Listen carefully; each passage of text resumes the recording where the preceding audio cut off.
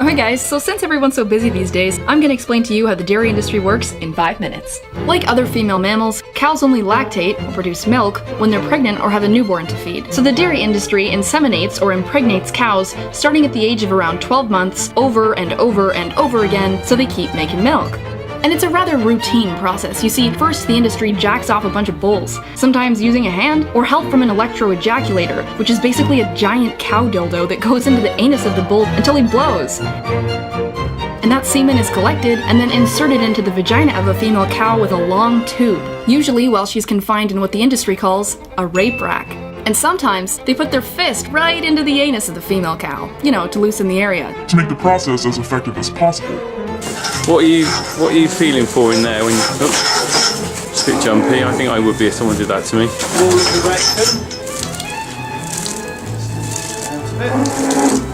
Just bringing it out. He massages a little bit just to relax everything and help that semen go where it needs to go. You must be responsible for a lot of calves. Yes. And when that baby cow is born, it's pretty much immediately taken away from its mother and locked in a crate. Because if it stayed around mom, it would drink her milk. And that shit's for us.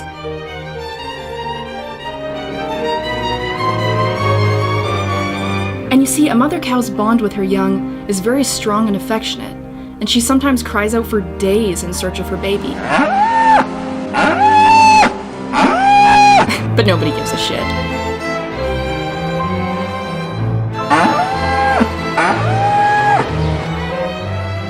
If the baby's a male, his throat is slit and he's sold for veal. And if it's a girl, she's raised to be a milk machine like mom.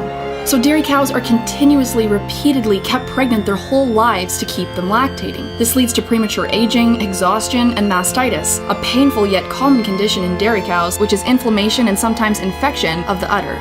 Pus and blood in the milk of dairy cows is also common, so it's usually filtered. But not completely, because in Europe, Australia, New Zealand, and Canada, up to 400,000 somatic cells are legally allowed in every milliliter of cow's milk. And in the United States, 750,000 somatic cells per milliliter. In Brazil, 1 million. And somatic cells, most of which in this case are white blood cells, are the same thing that erupt on the top of a big zit, so you could call it pus.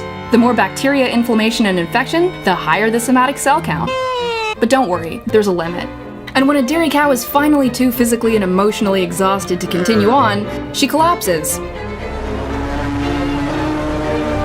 These cows are called downers, and they are dragged out by whatever means to be killed and sold for beef.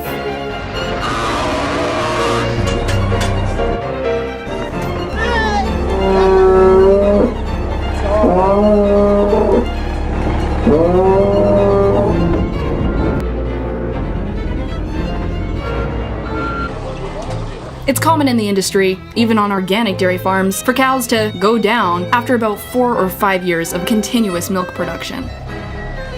But peak milk production declines around 4 to 5 years anyways, so if the dairy cows are still standing, they're gonna be killed for hamburgers and beef regardless. You see, the dairy industry is the meat industry. Almost every single dairy cow that you will ever buy milk that came from ends up being killed for meat. So if you're vegetarian, you might want to think about this, because at least when you're being raised for meat, you're just raised for meat and killed. But when you're a dairy cow, you are sexually exploited and emotionally and physically exhausted until you can't take it anymore, and then you're killed for meat. Sounds worse to me. And the natural lifespan of a cow that hasn't been completely exploited? 20 to 25 years, y'all. And as far as the calcium and protein thing goes, study after study after study has shown that those consuming the highest quantities of dairy actually have the highest cases of bone fracture and osteoporosis. And there are dozens of amazing plant-based sources of calcium and protein, so you really don't need to suck the tits of a cow.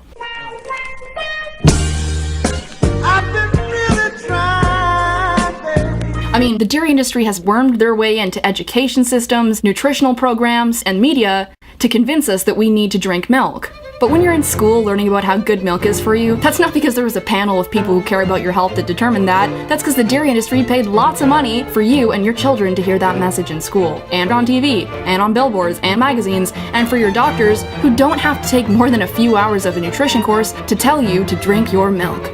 You see, rhino milk is for baby rhinos. Dog's milk is for baby dogs. Cat's milk for baby cats. Rat milk is for baby rats. And cow's milk is for humans?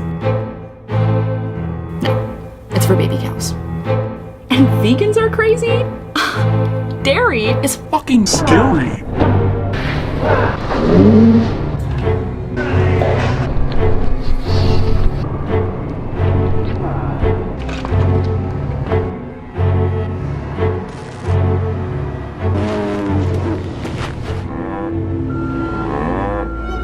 Try almond milk, hemp milk, soy milk, flax milk, rice milk, Brazil nut milk, macadamia nut milk, cashew milk, any milk but dairy milk.